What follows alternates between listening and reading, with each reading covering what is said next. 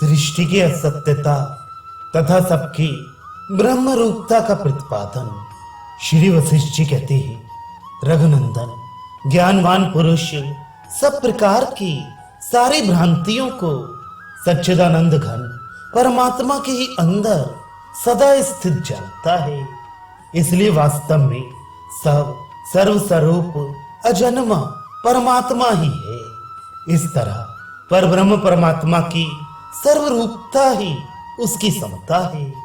शब्द और अर्थों का सारा ज्ञान ब्रह्म ही है, ब्रह्म से भिन्न नहीं। जैसे कंगन का रूप स्वर्ण से और तरंग की सत्ता जल से कभी पृथक नहीं हो सकती, उसी प्रकार जगत परमेश्वर से भिन्न नहीं है। ये ईश्वर ही जगत रूप है। ईश्वर में उससे पृथक जगत का रूप नहीं है। सोना ही कंगन आदि के रूप में उपलब्ध होता है। सोने में कंगन की पृथक सत्ता नहीं है। जैसे इस स्फटिक शिला के भीतर भेद न होने पर भी उसमें प्रतिबिंबित वन पंक्तियों का भेद पूर्वक समावेश प्रतीत होता है। अर्थात प्रतिबिंबित वस्तुएं अपनी आधारभूत शिला से भिन्न न होने पर भी जैसे भिन्न सी प्रतीत होती है, उसी प्रकार सच्चिदानंद घन पर ब्रह्म में अभिन्न रूप से स्थित जगत और अहम की अज्ञान के कारण भेद युक्त प्रतीति होती है। अथवा जैसे शिल्पी शिला को खोदकर उसमें विभिन्न मूर्तियों का निर्माण करता है, वे मूर्तियां उस शिला से भिन्न न होने पर भी भ्रमवश भिन्न सी जान पड़ती हैं। उसी प्रकार मन रूपी शिल्पी ने चिदघन परमात्मा में जिस जगत और अहम की कल्पना की है वह उससे भिन्न नहीं है, तथापि अज्ञानवश भेद की प्रतीति होती है। वास्तव में वह चिदघन रूपी है। जैसे तरंग शून्य जल के भीतर तरंगे स्थित है, उसी प्रकार परब्रह्म परमात्मा में सृष्टि शब्दार्थ से शून्य सृष्टियां स्थित है। वास्तव में ना तो सृष्टि में परब्रह्म है और न परब्रह्म में सृष्टि ही है। जैसे वायु अपने में ही स्पंदन की कल्पना करती है, उसी प्रकार परमार्थ चिन्ह में ब्रह्म अपनी ज्ञान वृत्ति से अपने ही गुण स्वरूप को प्रपंच के रूप में अभिव्यक्त कर देता है। वास्तव में वह उसका अपना चिन्मय स्वरूप ही होता है।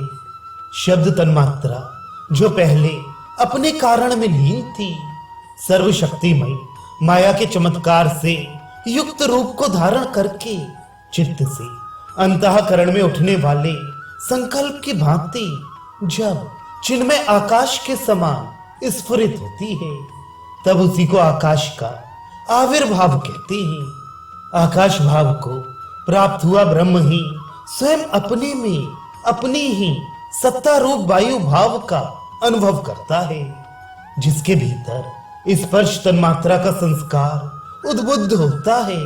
उसकी अनुभूति वैसी ही है जैसे पवन अपने में स्पंदन का अनुभव करता है।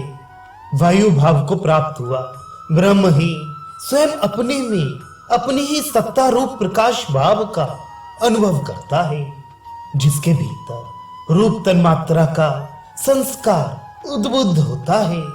उसकी यह अनुभूति वैसी ही है जैसे तेज प्राकट्य का अनुभव करता है। वह तेजों में ब्रह्म ही स्वयं अपने में अपनी ही सत्ता रूप जल भाव का अनुभव करता है, जिसके भीतर रस तन्मात्रा का संस्कार उद्बुद्ध होता है। उसकी अनुभूति वैसी ही है जैसे जल अपनी द्रवता का अनुभव करता है।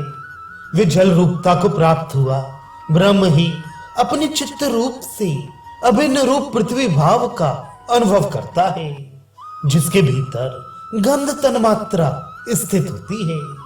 उसकी यह अनुभूति भी वैसी ही है जैसे पृथ्वी अपने में स्थैर्य कला का अनुभव करती है, जो नित्य एक रस प्रकाश से युक्त है। सृष्टि और प्रलय जिसके भीतर है, जो जन्म और विनाश से रहित, रोग शोक से शून्य, तथा शुद्ध है। वह ब्रह्म बिना किसी आधार के अपने आप में ही स्थित है। उस परमार्थ सत्य वस्तु परम ब्रह्म परमात्मा का यथार्थ ज्ञान होने पर परम गति रूप मोक्ष प्राप्त हो जाता है। उक्त परमार्थ वस्तु सृष्टि युक्त होने पर भी सर्वथा सम अर्थात विषमता से रहित ही है। जैसे अग्नि में जो प्रकाश है वह उससे भिन्न न होने पर भी भिन्न सा प्रतीत होता है, उसी प्रकार सच्चिदानंद घन ब्रह्म में जो ये जगत रूपी प्रकाश है वह उनसे भिन्न न होकर भी भिन्न सा जान पड़ता है। भिन्न रूप से दिखाई देना ही उसका असत्य रूप है और अभिन्न रूप से दिखना ही उसके सत्य रूप का दर्शन है। जैसे गीली मिट्टी में अव्यक्त रूप से खिलौने मौजूद हैं, जैसे काष्ठ में खुदाई करके प्रकट न की हुई कठपुतली मौजूद है और जैसे स्याही के चूर्ण में अक्षर स्थित हैं, उसी तरह परब्रह्म परमात्मा में नाना प्रकार की सृष्टियां विद्यमान हैं। यद्यपि ब्रह्म तत्व रूपी मरुभूमि में त्रिलोकी रूपी मृत तृष्णा असत्य ही है, तथापि मायावश सत्य से प्रतीत होती है। वह ब्रह्म से अभिन्न होती हुई भी भिन्न सी भासित होती है। जैसे दूध का मिठास, मिर्च का तीखापन, जल की तरलता और पवन का स्पंदन उससे भिन्न नहीं है, उसी प्रकार परब्रह्म परमात्मा भी ये सर्ग अनन्य भाव से स्थित है। उससे भिन्न रूप में उसका कोई अस्तित्व नहीं है। परमात्मा में लीन होकर वह चिन्मात्र स्वरूप से स्थित होता है। परमात्मा का अपना ही स्वरूप धारण करता है। कोई भी वस्तु कहीं और कभी भी ना तो प्रकट होती है और ना लय को ही प्राप्त होती है। सब कुछ सुंदर शिला के घनीभूत स्वरूप के भांति शांत, अनादि, निराकार, सच्चिदानंद घन ब्रह्म ही है।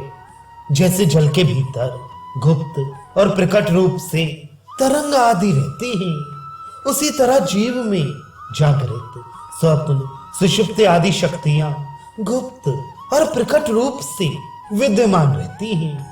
पुरुष जिस जिस वस्तु की ओर से विरक्त होता है उससे मुक्त होता जाता है।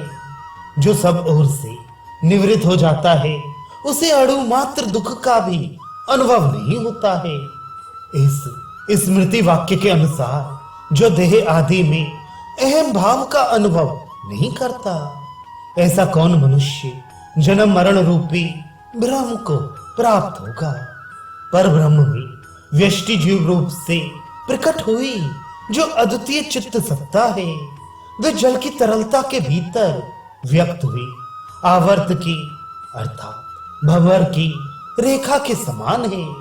वही अहम भाव से युक्त होकर इन तीनों लोकों को धारण करती है। वास्तव में तो परमात्मा के भीतर न सदरूप जगत है और न असदरूप।